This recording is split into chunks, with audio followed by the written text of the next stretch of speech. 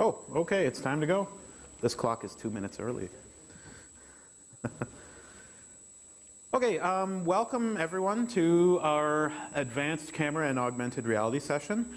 I'm going to be showing some pretty fun demos and talking a bit about some advanced things we can do with the camera now that we've got a few sessions under our belts where we went through the basics. We're going to show off some cool stuff. I'm Sean McVeigh. I work at QNX, which is part of BlackBerry. I specifically design the camera APIs, work on the OS level stuff. And my associate here, joining me, Martin Lechner. Did you want to say hello? Yeah, hello everyone. Does it work? Yeah, good. CTO of Wikitude, an augmented reality browser, and I'm just going to step in for somewhere in the middle of Sean's presentation to talk a little bit about how we can make use of the camera API and what we are actually doing with augmented reality in Wikitude. Okay, thanks. So before I get started, I just want to get a show of hands for what sort of people we have in the crowd. Are you professional photographers or enthusiastic amateurs? Do we have some photographer people here? Yes, you like to take pictures? Okay. How about, have you played around with the camera APIs yet? Yeah, you've messed around a bit? Okay, cool. How many people are just looking to add cameras to their apps to just take a picture and that's it? No? A couple people, okay. Anybody doing more interesting things, video conferencing or doing image processing, augmented reality and stuff? Yes, okay, good. We've got the right gang here then. So I'm just going to give you a quick rundown of where we're going with the session. So I'm going to do a very brief review of what hardware we have on the BlackBerry 10 platform, which API is right for you. We have obviously Cascades APIs, we have native C APIs, invocation framework, and so on. I'm going to show a series of demos, which I hope to be able to publish all the code for those, which will be interesting. And I want to spend a bit of time at the end covering some corner cases that I know people have been running into, like what happens when you turn the device off when you're using the camera, or what if the video player takes all my memory away, and things like that. So just some corner cases. And then I want to touch very briefly on where we're going in the future. What kind of features are you going to see over the coming months and years, right? So with that out of the way, we can dive in.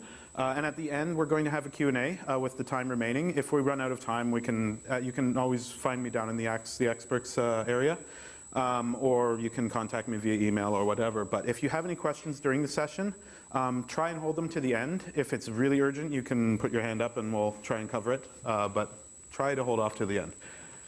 So with that, we're looking at what hardware do we have on the Playbook and BlackBerry 10. They're fairly similar. So on the Playbook, we have a 3-megapixel front-facing camera. On the back is a 5-megapixel camera. These are all EDOF cameras, right? So we don't have autofocus on Playbook. We have photo preview up to the native screen resolution on the device. Video we can do up to 1080p. 30 frames per second. We have video encoder that will do MPEG-4. I think we have our top bitrate set to 16 megabits right now. So you get pretty good quality videos out of this. We can do photo capture on the Playbook, just regular photo capture. We're not doing burst just yet, but I think we're looking at doing that soon. And then we've got things like scene modes, auto exposure, white balance, there's a digital zoom, and so on. BlackBerry 10 devices, so like the Z10, you've got a 2-megapixel facing front camera, EDOF still. The rear camera is 8 megapixels, and it's an autofocus camera now, so you can get better pictures that way. Although sometimes a bit complicated to interact with the autofocus algorithms, but there are several samples to show how that works. Again, photo preview, we do up to the screen resolution for photo preview. Video preview on the back camera. The front camera, you notice, has stepped down to 2 megapixels now. That's more or less because the front camera is mainly used for video chat, and we don't really need a really high-spec camera for that because you're not going to show more than what fits on the screen. And again, similar. We've got video encode. We've got our H.264 encoder, and so on. Difference here, photo capture, we actually support burst capture, so you can continuously be capturing 8-megapixel images out of the camera at 15 frames per second right now. We're looking to do higher frame rates on the smaller camera. in case you need to for some reason. And again, so sets of scene modes, auto exposure, white balance, face detection done by the hardware for you, digital zoom. We've got exposure bracketing now, which is in addition to burst. And again, we've got manual focus, autofocus. There's various 3A controls. So we're fairly flexible right now and looking to do even more stuff in the future. So understanding the back end, I want to just very quickly go over how the software is organized. You may have seen this before, but at the OS level, we've got a camera service, which basically implements a common interface to every kind of camera hardware we might see. And then above that, in the application space, we've got an API library that you link against in your application to access the camera. And that's going to have the functions like start the viewfinder, take a picture, so on and so forth. And I mainly work on everything from the native camera API library on down to somewhere in the middle of the low-level drivers. And in terms of how image data is passed around in the system, so we've got our hardware sensor at the bottom, which is just spewing out 8 megapixel images coming into our image signal processor. This is the ISP on the platform. And this is going to do things like downscale for preview and implement burst capture and things like that. We're getting that data back up into the OS, into the camera service, which is the section I work on. And the camera service is going to provide these image streams to your application, right? So we have viewfinder preview, ignore video. We don't really have that. It's a concept we're going to go and look at some point, where we could have a different size resolution in the viewfinder than you would be getting for video encoding, for example. Or if you need to do image processing and you'd rather work at lower resolution, we'll look at trying to get that working in the future. But for now, we've got stills, review frames, and viewfinder. The viewfinder window is actually implemented in the camera service, so the window is owned by the camera service, which is why you have to jump through some hoops to get the viewfinder running in your apps. It's pretty simple now in Cascades. You may be aware that there are several ways to access the camera on the system natively. There's a Cascades API. Okay, here we are in this order, rather. In order of ease of use, the native C camera API, which is what I work on at the very bottom, not so easy to use. As you get up towards the top on through the camera, the Cascades APIs, things get simpler to use. Up to the point where you're invoking the camera card to take pictures and records video. In that case, you're just writing 2 or 3 lines of code. The downside of that, of course, is that the amount of features available to you at the very highest levels much smaller than the broader feature set that we have down at the bottom level. So if you're looking to do more advanced stuff, you want to probably plan to work down at the lower levels. And here's just an example of some of the things we could and couldn't do in some cases today. I know the Cascades guys are looking at adding more functionality, perhaps as the future, in the future. So if you want to do something like just take photos or record videos, use any API you want. If you think your app is going to need to, for example, do uncompressed video capture, you're going to want to probably plan to be using the native C APIs, and so on and so forth.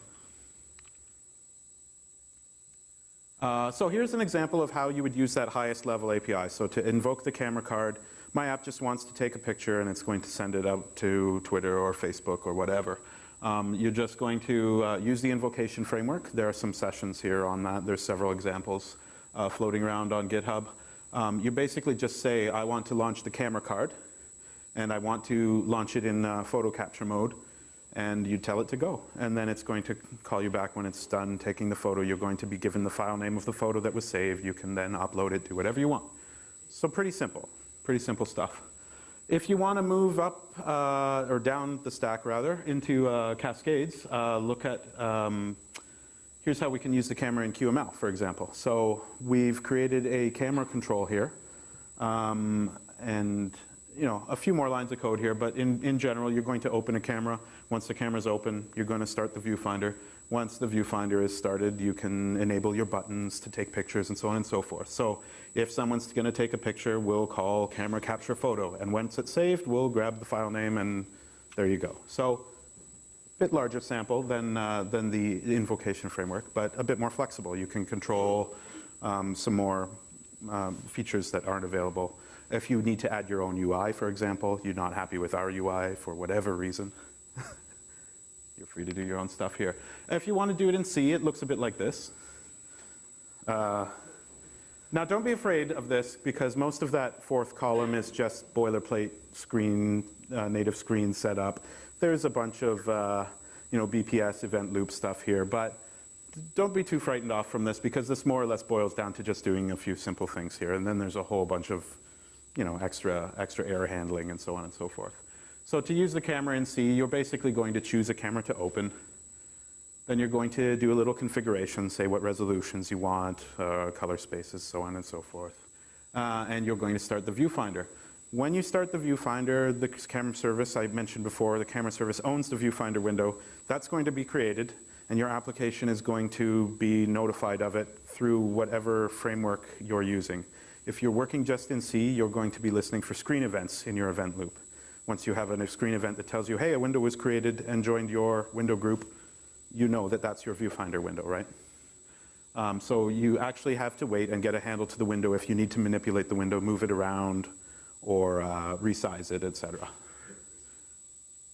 And once your viewfinder is running, you can just take a photo. And it looks very similar to the way the Android photo taking API works. You specify a series of callback functions to be called when various steps of the photo taking process complete. So for example, when the shutter plays, this function is going to be called here, and it's just going to play out the shutter sound. Once the image callback is invoked, it's handing you a buffer saying, here's all the data. You can just open a file on disk, write to it, close it. Saving files to disk is your responsibility. The reason we did it that way is because you may not even want to save the files. You may want to further post-process them and then save them, or upload them, or send them somewhere else. So we're not forcing you to save them to the disk first. So with that taken care of, I wanted to look at a few demos that I've written over the last 2 or 3 weeks. And I'm going to get Martin to stand up here and join me. Let's switch over. So the very first one we're going to look at is a demo I called the slave flash. Any professional photographer knows that using the on-device flash to take good pictures is usually not a good idea. You usually want a big flash off to the side, so on and so forth. So one of my colleagues at RIM Sweden, or BlackBerry Sweden, I guess, he said, wouldn't it be cool if someone could use their BlackBerry, a BlackBerry of a friend, just for the flash? So you would pair the devices together somehow, take a picture, and the other person's device would shoot the flash instead. I said, well, that's pretty cool. There's a lot of synchronization to take care of there. But why don't I just do something simpler and do a demonstration where you don't actually need to pair the devices together. So what I've done here, and we'll switch over to this. I've written an app that is running in burst capture mode. And it's constantly capturing photos of me in burst mode. And all it's doing is looking for that brightness transient. So if one frame is very bright and then the next frame is dark again, it's going to save that previous frame. Now, the exposure doesn't work so good right now, so this is more of a proof of concept than something I would want to use, but Martin's going to just shoot the flash at me. And it, it took a picture of that. So that's a neat little toy, but I wouldn't want to publish those photos in any sort of magazine or otherwise. So yeah, so that's basically the slave flash demo. Moving on, HDR is something I know a lot of people are interested in. HDR is high dynamic range imaging, which is effectively the way we're doing it on our platform is you're using the exposure bracketing feature. You specify, I would like to capture 3 images in a row very quickly, one of them underexposed, one of them at normal exposure, one of them overexposed, and then you're going to do some magic and composite those images together such that you can have the data from the highlights and the data from the shadows. Everything shows up nicely. So how do you know when you want to use HDR? If your histogram looks a bit something like the top there, where you can tell that there was a bunch of image data that got cut off there in the high end, in the bright end of the spectrum, maybe it's time to look at using HDR. So at the bottom you can see that if we had taken an underexposed and an overexposed image, we can actually catch the tail end of that curve and we can put them all together and so on and so forth. Things you have to watch out for are, trying to align the images. It's not the best technique to use for moving subjects or action shots, because if you're taking 3 photos in succession, someone moved, you're going to have some ghosting. So pretty good for landscape photography or things that are standing still, not so good for sports. So I'm going to show that demo right here. You know what? I haven't really tried. I don't really have good subject matter for this, but so you can see some bright lights behind me. Am I on the right screen? Yeah. So some bright lights behind me. You can see my face is in the shadows a bit. I'm going to try this and see what we get. So that just took the 3 shots there. And was it saved? Did it finish? Yes, it did. And then I'm going to jump into the picture viewer here, and that should have saved 2 photos side by side. So yes, so you can see this one here with the bright lights behind me and shadows in the face. This one here, a bit more detail. Either that or I have it backwards. Yes, I think so.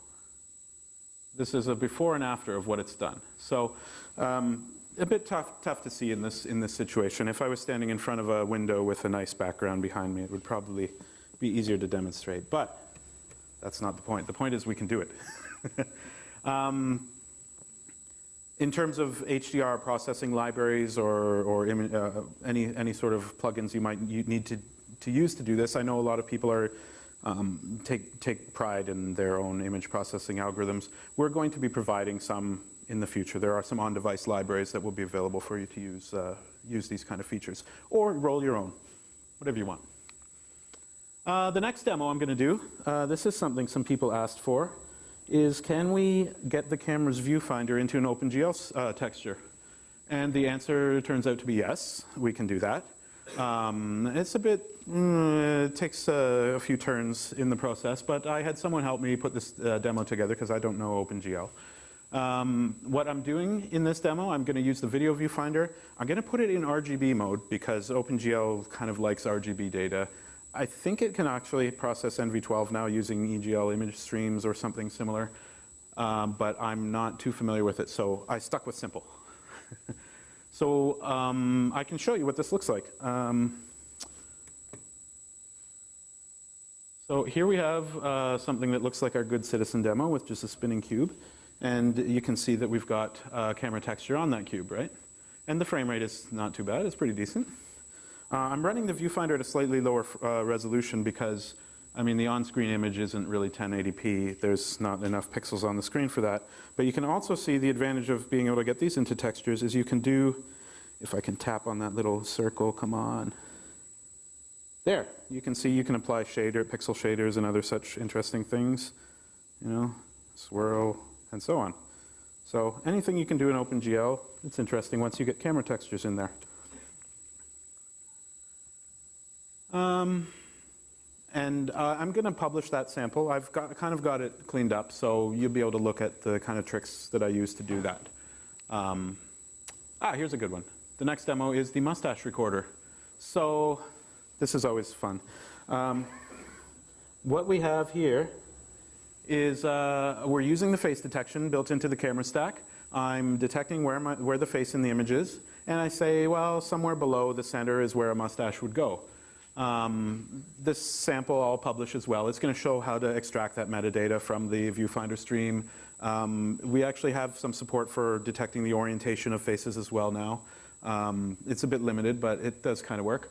And I'm using an inline effect for this. So the difference between an inline versus a post effect is if you are doing some compositing on top of the viewfinder, that's an end composite that you're doing. So you're displaying the viewfinder on the screen, then you're compositing something over it.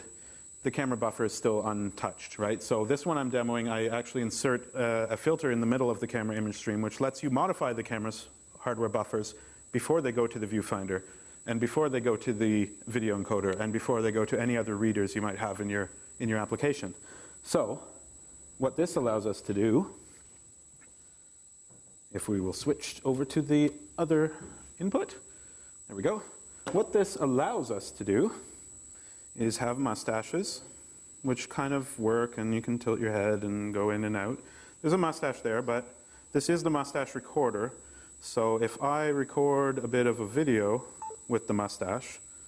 And then I jump over into the video player. Hopefully it's there.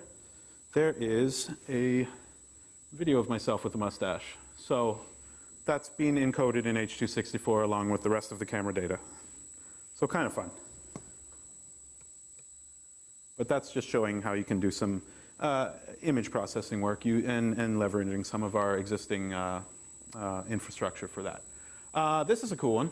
OCR and text recognition. So this one took me 2 nights to do because I didn't really know where to start.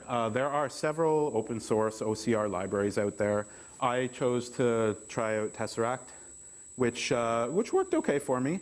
I would say that if you're going to use any OCR libraries, you're going to want to pre-process your images before you send them into it to reduce noise and low-pass filter and increase contrast and such. But I'm going to show you this. I decided that what I would do is implement it as a sort of a still capture. So it's an on-demand OCR, we'll say, rather than constantly running with the viewfinder data. Mainly because when you point it at some noisy image, it may go off for a long time trying to process it. So that's just a problem with the library, perhaps. So let's see how this works. So this is some text. So let's see how that works. Okay, well, there's a stray T there for some reason, but it was able to detect that there was text on the page. Okay, so how about something a bit more urgent that we might want to know about? Okay, next toilet, 150 kilometers. Wow. Well, that's very good that our computer can inform us of that. Even more concerning would be something like this. Oh, come on, the contrast of danger. Why did I choose to print it in gray? Well, the lighting's not terribly good on that one. But exploding cow is the important part there. You would certainly want to be informed by your car that you are heading for an exploding cow. And I will wait while that cleans up. So again, I said I did that on on-demand OCR, so I'm hitting the button to capture, then it's shoving that buffer off to the OCR library and comes back with some text for me. Resolution considerations for this, I found that you actually need to work in a high enough resolution that you're not really pixelating the text too much. It gets angry at that.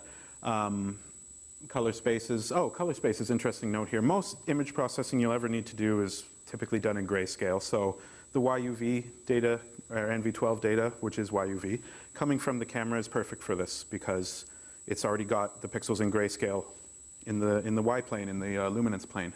So it works pretty good. And again, as I mentioned earlier, pre-processing, probably would want to filter this stuff before you send it off to an OCR library to deal with. I did want to touch very briefly on YUV and why YUV is not evil. Because I get a lot of questions from people saying, how do I get this converted into RGB so I can then go off and do my text recognition? Which doesn't make much sense to me because most of the time the next step in that text recognition library is going to convert the RGB back to grayscale. So if you're not familiar with what an NV12 buffer looks like, it looks something like this. There is a full resolution grayscale image followed by a 2x2 subsampled UV plane, which contains the color information. So some interesting trivia about this. So the Y plane is luminance, which means you have no extra processing to work in grayscale. So you're working with 1/3 the number of pixels as you would be if you were working in RGB to just do some grayscale work. The UV plane covers the color. The 2x2 subsampling that's done by our hardware means that you really only have 1/6 as many bytes to manage versus RGB if you're just interested in doing chroma keying or something like that. Because these 2 bytes here for U and V cover those 4 pixels. So that's, what is it, 2 bytes versus how many RGB bytes would it take to cover 4 pixels? 12? So that's 2 versus 12. So that's 1/6 as many bytes to use in your color processing algorithms, if you're comfortable color processing YUV data. The YUV image plane looks a bit like that on the right. So this last demo I'm going to show you of my homegrown demos, then we're going to see some of Martin's company's efforts. Image processing and replacement. This is an interesting thing. Someone said, well, can you take, say, a billboard or something like that and replace it with something else? Or something in an image and just replace it with something else? I said, okay, yes, we can try and do that. You can use OpenCV for lots of computer vision projects. I decided I would do this by hand because I've never used OpenCV before, and I thought it would be a fun thing to do for about 100 hours at night a couple of weeks ago. So I'll come back to this in a moment. but I will show you what it looks like. So what I decided to do was, that slide's gone. I will show you what it does, is that this, there is just, I assure you, see, there's just green on this device that he's holding up. So I ran one pass and I generated a mask based on where I see green. Then I drew edges around it. I did some edge detection. Then I converted that into some vertices and into an OpenGL surface. And then I just did some texture mapping onto it. So that's pretty fun.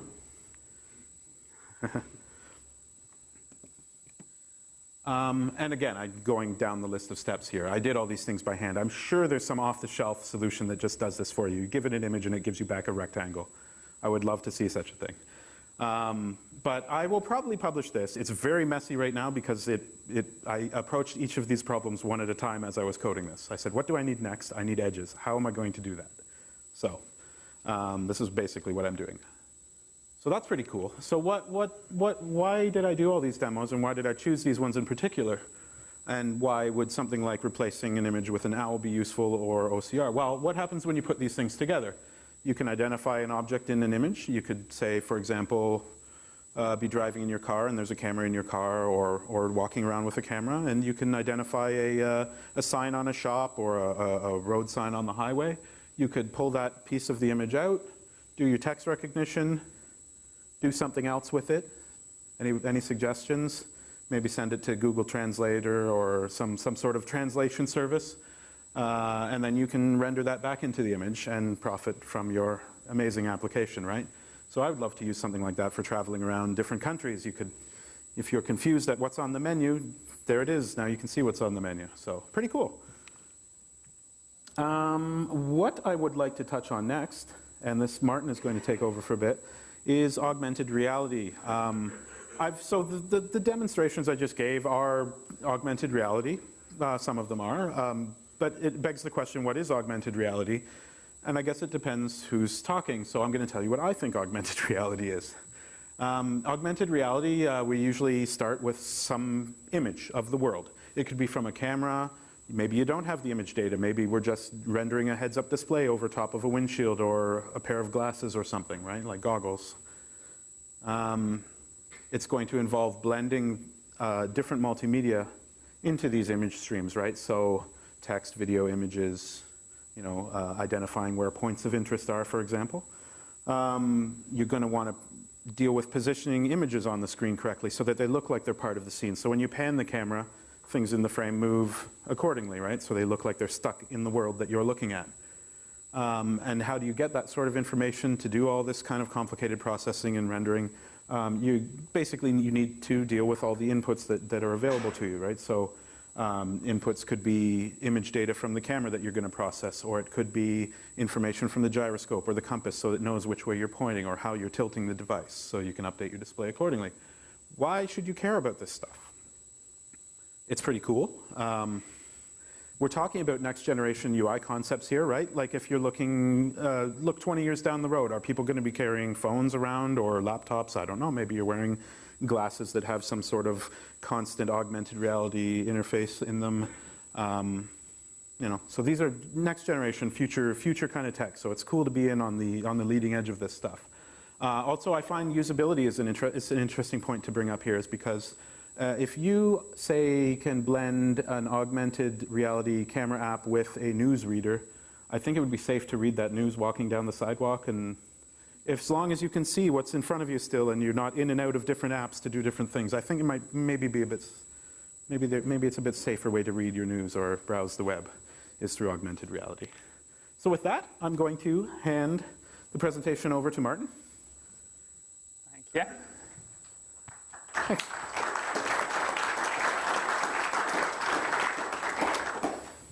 He will be coming back, so save your applause for that. All right. So, well, thanks a lot for all the pre-work you've done. I'm focusing a little bit more on the top level, on the augmented reality part and what we are doing in Wikitude. Well, first of all, kind of the marketing slide, I always like to do that. If you're not familiar with Wikitude and what we are actually doing is we are an augmented reality browser. That's what we call it. Basically, a browser is an application that kind of aggregates content and shows it in an augmented reality view. Like at the very right side of the screen, you see a screenshot of Wikitude running on BB7 with a point of interest, which is actually put on top of the camera screen. So this is basically the Wikitude application. If you don't have it, you should check it out. Well, we consider ourselves the world's leading augmented reality platform, and probably you've heard a little bit about sentences like that and statements like that, the world's biggest, the world's greatest, the world's whatever. So there should be some facts pointing out why we think this is a valid statement. First of all, we've been voted the best augmented reality browser for 4 consecutive years in the last 4 years by Augmented Planet, which is an online magazine, and users actually voted us to be the best augmented reality browser. So it's kind of a user voting. This is probably even more important than marketing analysts and stuff like that. And we also have the, according to the users, leading AR SDK. So we won the Best AR Tool and Platform Award, also with the Augmented Planet, in the last 2 years, in 2 consecutive years. So this is cool. We like that. We also are truly global, we'd say. We have 30 million users in 32 languages, 100 million POIs aggregated. I will show a slide in a minute, which shows the global reach in Wikitude. And we're also the company behind the international ARML 2.0 standard, which is currently being developed by the Open Geospatial Consortium, the OGC. And I'm not covering this in this presentation, but as I'm chairing this group, you can ask questions if you're interested in that as well, right afterwards. When I say truly global reach, this is kind of a snapshot of the points of interest we have in Wikitude and where they're actually located. You can say it's kind of pretty well split among the Earth. Some parts in the Sahara and in Siberia probably are not well covered. But if you have any points of interest here, be sure to load it up so we can fill these blank spots here.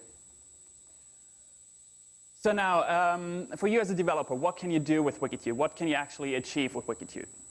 So first of all, I was talking about the Wikitude AR application, the Wikitude AR browser. And this is kind of the left part of the screen here. You can develop content for Wikitude AR experiences, not just POIs, as I've shown in the example, but also truly immersive AR experiences like games and stuff like that with the Wikitude platform. And so one thing you can do is developing the augmented reality experience and publish it in Wikitude to our 30 million users using the Wikitude architect. That's the bottom part here in this slide. Basically, the Wikitude architect is a JavaScript library which allows you to do augmented reality. So you don't have to deal with all the fancy stuff that Sean was pointing out. I mean, if you're interested, feel free to do so. But probably it's not for everyone. There are many web developers out there who actually want to do augmented reality, and the Wikitude architect basically allows that. So you can use JavaScript and HTML to code augmented reality content, augmented reality experiences. Very similar to what you would do in a web browser. Developing a web page, you can also develop an AR page or an AR world, or however you want to call that, using the Wikitude architect. So now that's kind of the left and the bottom part of the slide. What we also have is a Wikitude SDK on the right side of the screen. And this basically allows us, or allows you as a developer, to not only publish your content you have actually created in Wikitude, you can also publish this in your own app. So if you have an app, or if you have an idea of an augmented reality app, you do not want to do the tough mathematical background processing and stuff like that, you can use the Wikitude architect and actually publish the same code you've written for Wikitude also in your SDK. And you don't even have to publish it in Wikitude. You can just use the Wikitude architect and publish the JavaScript part, bundle it together with the Wikitude SDK, which I will show you in a minute, and get it into your own application. So basically the architect and the architect engine is kind of the common platform, the common vehicle to get augmented reality into your application and also into Wikitude. So basically the kind of the stack you're using here is, we have the native OS running. Then on top of that, there's the architect engine, and then you can, the Wikitude web browser is actually also using the architect engine, and the Wikitude SDK, which you would use as a developer, is tying into the same functionality provided by the Wikitude architect. And again, all of that is done in HTML, JavaScript, and CSS. Okay, so for platform-wise, kind of the three-layered architecture we're using here is at the very bottom we have the real-time camera image, the video stream that is coming from the device that is running in the low level of the platform stack here, or the application stack. This is kind of the reality part of augmented reality, of course. You're just viewing the reality through the viewfinder. On top of that, you have the 3D augmented reality view. That's kind of, that's where the augmented part comes into the augmented reality. And basically, that's all the complex calculation we can do in the background. Kind of, just printing stuff on top of the camera. And the third layer on top is the web view, which allows you to control the objects which are floating around in the augmented reality view. So this is the three-layered architecture, and you will work mainly with the web view, and if you're using the SDK, also partly in native, of course. So what you can do with that, what are the things that you can actually achieve with the Wikitude Architect? Well, basically, this is kind of, if you've worked with augmented reality before or used augmented reality applications which are currently available in the market, this is basically what you would get, something like this. So, for example, here you have a Hotel Casablanca, which is, I guess, somewhere in the US, according to the street limits. I'm not sure where this picture was taken. But the Hotel Casablanca obviously offers rooms for 30 euros, 2.5-star hotel. Very nice. And this Hotel Casablanca is somehow georeferenced. You have latitude and longitude information of this hotel, and you obviously have some additional information you want to project into reality, like the 2.5-star rating, the 30 euros, you can actually book something. And this is what you can do with the Wikitude Architect, basically, when you use the POI use case, the POI data. But in addition to that, we also have some other demos running, and I will use Sean for that, so we just switch places, kind of. Okay. Well, I can stand right here. Alrighty. That's fine. Or do you want the device here? Oh, that's fine. Sure, you can point out how this works. Okay. So here, what you can do, for example, is we visualized the solar system in, just around us, or where we're actually located right into. So we have the sun and all the planets moving around, and this is also using the Wikitude Architect, and again, all done in JavaScript. These are the things that you can actually do. And another one is top one. The top one, okay. So you have to wait for it. Yep, and this is a little game we have developed. This is called the Bubble Tap game. It's, as soon as it starts loading, we'll have it in a second. So basically, you will see, hopefully you will see bubbles coming up on the screen. I'm not sure if this is actually... No, it'll work. 20 seconds for the geolocation lock. All right. Because we're outside of GPS right now. All righty. So this is our bubble tap game. So what you will see in a second here is all these bubbles are, floating around, just around you, and you have to kind of try to kill these bubbles or smash them or whatever you want to say. So this is a tiny little game that we have developed just to give you a glimpse on what you can actually do with the Wikitude Architect. So it's not just the POI use case you're probably well aware of. You can also do games and very interactive things. And again, just using JavaScript. We have to watch out for the green one. Sorry? Watch out, the green one's. All right. I could probably do some, Okay. But there you go. All right. Good. Now, getting a little bit into how you can actually achieve that. Do some, well, not live coding, but at least showing you the snippets you would actually need. So again, the Wikitude Architect is right now in its current version very much tied to sensors, kind of the GPS-based stuff, the accelerometer, gyroscopes, magnetometer, to actually detect where the device is located and how it is aligned in the three-dimensional reality.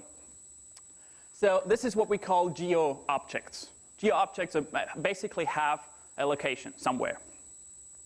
And if you want to visualize, let's take a very simple example. We have kind of a store which you just want to overlay with kind of a circle. This is the very basic use case. What you would do is you would, again in JavaScript with the Wikitude Architect, you would create a circle with in the AR namespace here giving it a size of 2 meters, saying, okay, this is the thing that actually should be visible in the camera screen. Then you define the geolocation where your place should actually be located, and then you tie them together with a geo object here, say my location. You attach the circle to this location, and this is all you need. These are the, well, 3 lines or 6 lines, whatever you want to do here. But basically, this is all you need to have a basic use case running, and you will actually see the virtual objects at this particular location. So these are the geo objects, and the augmentations, basically the circle here or some other augmentations, the virtual objects in the screen. This is what we call drawables. So we would have we have several drawables you can actually use: circles, images, text, and in the next version also HTML and 3D, which things that you can actually project into the reality. So some other stuff that you can actually do with the Wikitude Architect. Right now, as you've seen, you kind of describe the scene. So you create the objects, you create the things that are actually projected into the camera screen. But augmented reality and application in general are very much, important. It is important to let the user interact with the scene, with the objects in the scene, just to create an augmented reality experience. This is what we call interaction triggers. So you can, for example, react on clicks onto a geo object or a drawable, for example, here. So when someone clicks on this sail button here, you get an event, and you can actually react to that and can do whatever you want in JavaScript. Very common concept if you've done some JavaScript development. Another interaction trigger I want to point out on the right side is, for example, when things are moving out of the field of vision or coming into the field of vision, you can react on that and create some games. For example, if you have a flying bird somewhere in this room and you have to keep it in the field of vision, something like this. And these are just 2 examples of interaction triggers. We have some more related to geolocation and so on and so forth. If you check out the Wikitude Architect, you will see the interactions. Another important stuff is animations. Of course, it always has to be beautiful so that the people can actually use it or want to use it.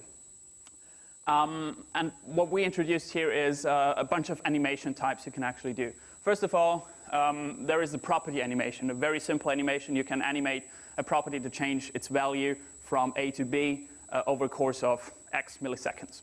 This is a very typical concept. That's property animations. You can animate the images, for example, here using sprite animations. So you have a sprite sheet here with all the states of your image that is actually animated, and then you can select the keyframes and basically the order of the frames, how they are rendered, and the duration of each frame. To create animations like this here probably makes you crazy here when all these things are flying around, but this is, again, just an example of what you can actually do. 3D transformations, even if we are working on a 2-dimensional screen, the reality is 3-dimensional, at least to most people, I guess. And so you can rotate things. For example, you can translate it. You can, I don't know, this bird probably could rotate in a 3-dimensional space. So these are 3D transformations you can apply, and animation groups to just make animations run in parallel or sequentially, just to have a control structure to create or to control the animations. And one last thing I want to point out is something that is also very common in augmented reality applications is what we call the radar. This is usually on a top left or top right part of the screen, kind of an indicator where your things are actually located. So if you're looking in a particular direction, you won't see the POIs or the things that are actually behind you. And a radar is usually indicating where these points actually go. And with the architect, you can also style and fully customize this radar and, well, the visual appearance and the behavior. OK, so now I was talking a lot about JavaScript and how to make augmented reality working with JavaScript, or the other way around. But of course, if you are an application developer, you probably are interested into integrating that into your app. And your app talks native rather than JavaScript, usually. So again, this is kind of the application stack I was already pointing out. We have the native OS, we have the architect engine, and the Wikitude SDK on top of that. And the basic setup of your application would be that you write your JavaScript code, which is describing and interacting with the augmented reality scene as such.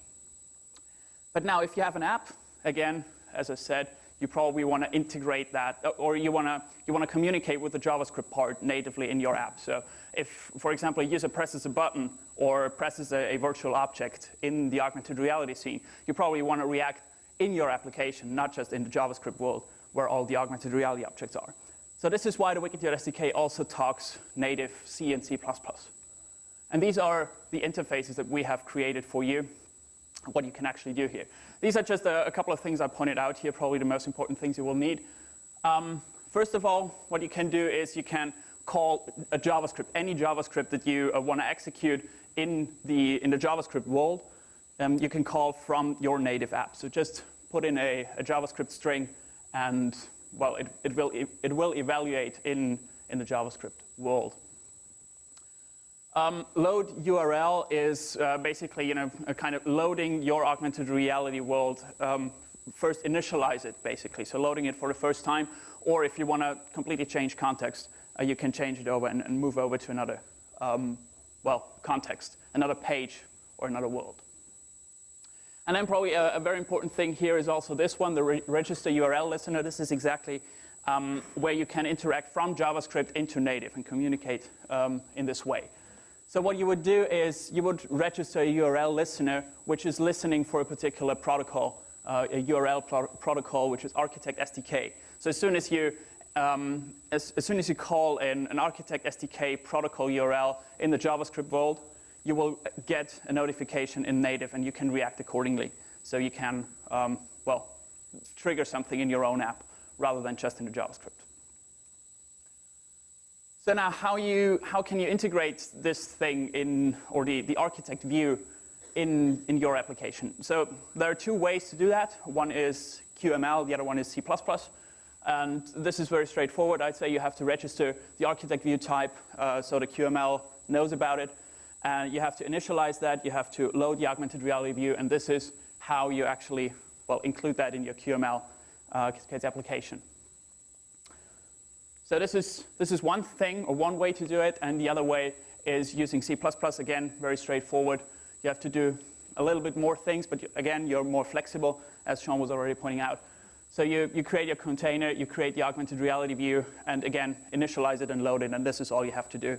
And all the other stuff, again, is done in JavaScript. All right, so this was my part, and I'm going to hand over again to Sean. Probably just one sentence to close that off. The Wikitude SDK, you can download that. You will see URLs at the end of the presentation. Go check it out and let us know what you think. It's available for BB10. I'm not sure if I can say that it's also available for other platforms, but it's also available for BB10. And so just check it out, download it, and let me know what you think. Great. Thanks. Thanks, Brian. So how long did it take you to bring Architect to BB10? Well, it took us probably half a year, approximately. Yeah. Was it tough? Well, we had some experience with other platforms, so I would say that augmented reality is somehow tough. It's not the easiest field in computer science. You spent a bit of time waiting for us to finish features for you, too. I know that. Well, thanks for you to say that. All right, so I just want to get on to a couple of advanced topics. We've only got probably about 10 minutes left. 10, yes. So I probably will skim through a couple of these really quick. I mainly just wanted to point out some gotchas and pitfalls you might run into while doing some native stuff. Disruption of service. This is something you will see. You will see someone hit the power button. You will see your devices go to sleep. You will see someone start a video player and it needs all of your memory. These things will happen, and you're going to have to deal with it. We have some signals and such defined so that you can know when these things have happened, and you can listen for the navigator, for example, to tell you, hey, your app is back in the foreground. You can start doing stuff again. So basically, the camera is a fairly resource-intensive service, so it's using a bunch of dedicated video memory, using most of the dedicated video memory for its work. So when other parts of the system need it, it has to give up this memory. Stuff is prioritized, though, in such a way that the foreground app, whatever the foreground app on your device is, gets the priority for all of the shared resources. So if someone decides they need to move to another app, your app may have to stop. But once your app comes back, you get all the stuff again. So how does this work? It looks a bit like this. So we've got your app up at the top, and then the OS stuff at the bottom. We've got the camera service, say MMRenderer. So say we've got two apps running in the system right now, some video player and your camera app. You're happily chugging along doing camera stuff. The camera service has all the memory it would ever need. And then what happens? The user, why would he do this? The user switches away from your app to the video player app. The MMRenderer is going to try and allocate all the memory that it needs to do the video. It's going to fail. It's going to tell the resource arbiter, which I wrote in the system, that it cannot allocate the memory it needs. Tell someone to get rid of their memory. And the arbiter is going to say, well, the camera service, we know it has a bunch of memory. He's going to tell the camera service is going to get rid of that memory, tell your app that it did so you can clean up, and so on and so forth, and stop referencing those buffers, which are now unmapped from memory, and so on. We're actually kind of safe with that. We'll let you know before we're going to unmap buffers from your address space. Then it's going to reply and say, hey, I got rid of that memory. Try your thing again. MMRenderer is going to succeed in allocating its memory, and then the video player will proceed. The same thing would happen if it shifts back the other way. Once your app comes into the foreground, it's going to try and start the viewfinder again, and this entire process will just run backwards.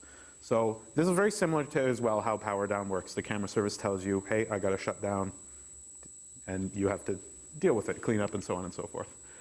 Rotation, I know a lot of people hate rotation. I hate rotation.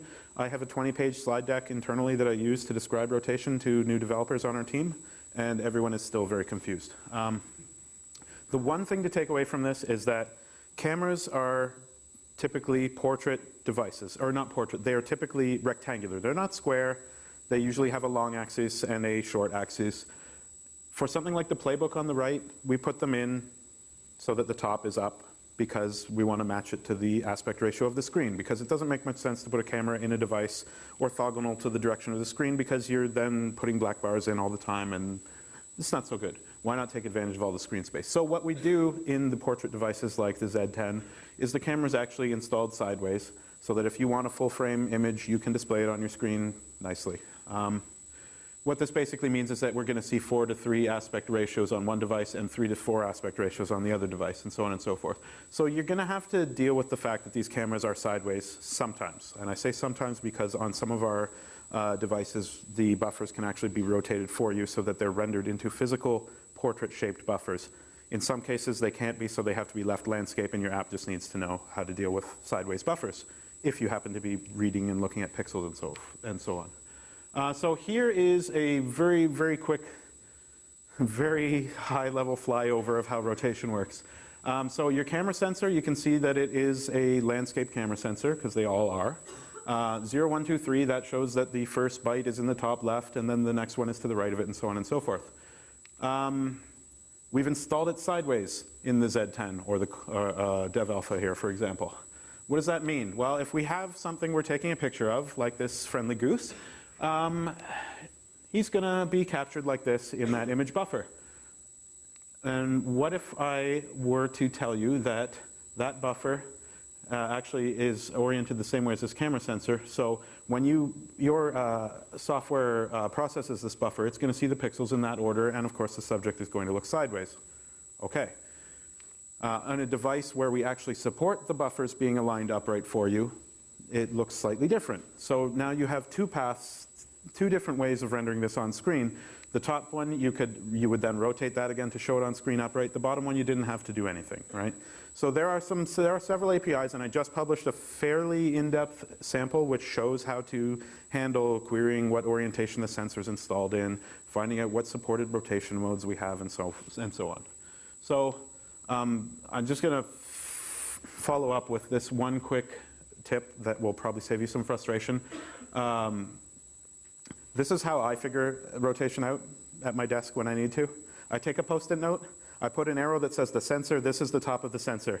Then I rotate that Post-it note and stick it to the back of a device, and I draw a stick man on it and say that's what I'm taking a picture of. Then I take the Post-it note and hold it in front of me, and when I can see that the man is actually sideways lying on his side, I know that I have to rotate it in a certain direction to put it on the screen, and so on. So don't be afraid of using Post-it notes or or so on. He's got a little BlackBerry too. Video encoding and streaming, I know people have asked about this. We have an encoding API now. And this gives you access to the hardware encoder. So you've got the camera image stream coming into the encoder, and then you can get the encoded buffers at the other end. It will basically call back your functions and say, here's a buffer, this is encoded video, so on and so forth. Same with audio. We'll give you the audio and the video. What can you do with it? You can then take it, stream it over the web, however you want. I'm not going to go into the details of this. I'll probably publish a sample on this eventually. It's tough to publish a sample because we don't actually have a matching decoder API in MMRenderer yet. So we can encode and stream video, but you're going to have to deal with what happens at the other end. Events and callbacks, these are two ways of accessing the camera. I've got, this is covered in several samples already. Any of my face detect, any of my samples which are modifying buffers in the camera will show how to use an event mode interface to the camera. The callbacks are basically built on top of event mode interface. So in event mode, you basically are saying, I want to receive this pulse every time I get a new frame, and then you will read the frame from the camera. Callbacks are basically threads that are running and doing that in the background for you. So they're always waiting for pulses, getting frames, and giving them to your function. And this is what events look like to set them up. You basically do some setup. You tell the camera down here that you want to enable the viewfinder event. Tell me every time that event happens. When it happens, I'm going to get the buffers and then do whatever with them. Okay? And to wrap up, I just want to let you know what kind of stuff I'm working on and where we're going in the future without really spilling too many beans. This is where we've just launched last week, so we're really at the 1.0 type milestone right now. So we are looking to extend the camera. The API isn't finished. We're going to continue adding new stuff as new features come in and as we have more time to add more stuff. Things like HDR, things like manual controls, which I know people are looking for. So you could have control over the exposure, the ISO, shutter speeds, and such. We'll be doing all that stuff. More rich metadata. So we're looking to deliver histograms to you and so on and so forth. Just, kind of offloading you if we can get that support from our hardware vendors. So we're going to be doing stuff like that in the camera API. In library land, this is where we're going to see a lot of features. The way the camera surface is architected, the piece that sits in the OS really is only designed to efficiently feed image buffers to your process. So all of the additional cool features that we're going to see in camera apps coming along, they're all implemented in application space. So you can do whatever you want. We can publish a library. Someone else can publish a library for, say, HDR or whatever. You can use that in your apps. You don't need support from the OS to do a lot of this stuff. So things like OpenCV, we have a partial port of OpenCV published on GitHub. We're going to look at cleaning it up and getting more complete support in. Tesseract was one I just demoed there for the text recognition, so that wasn't too hard to get going. Anybody working on any other cool open source libraries, we'd love to have your stuff on GitHub as well. And we are going to be exposing, like I said, feature libraries coming down, down the pipe. So our goal is to not have one set of APIs for the BlackBerry internal app developers and one set of APIs for everyone else. I've worked very hard to make sure that all of our internal guys are using the same APIs that you guys are using. So things like even like time warp, I think we call it time shift now. Things like time shift, that's just a library. We'll be formalizing an interface to that, so you guys can make use of that if you want. Same with HDR, panorama. We're going to be giving you all this kind of stuff in the future, so keep your eyes open for it.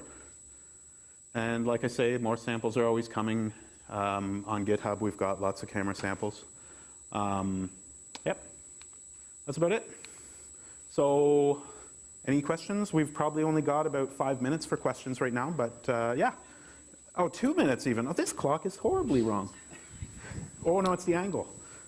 Yes, sir. Hi, I want to know if you could turn off the shutter sound in the camera. Yes. How would you do that? Is it just something that I can find online, or is it special? Playing the shutter sound is the application's responsibility. Right. There is no shutter sound unless you play one. Okay, so I can pick whatever sound I want. Yep. And I can also turn it off. You can turn it off. There is some text in the developer agreement that outlines the legalese around this. I believe the company's stance is you are responsible for providing your own shutter sound. If you're not going to do so, just make sure you comply with all the laws in the region that you're selling your app, for example, or where it's going to be used. So if you are selling an app into Korea, you really do need a shutter sound, right? So, or, you know, I think you can even let the user know that you would have to refer to the legalese on this. We're going to put that into the docs, but I think it's in the developer agreement exactly how that's called out. But it's your app that plays the shutter sounds. Okay, thank you very much. Yes, thank you. Yeah, oh, this gentleman back here is. Hi. I'm just wondering about the camera hardware. Do you already have the? You said that you're going to extend your APIs for shutter hardware settings.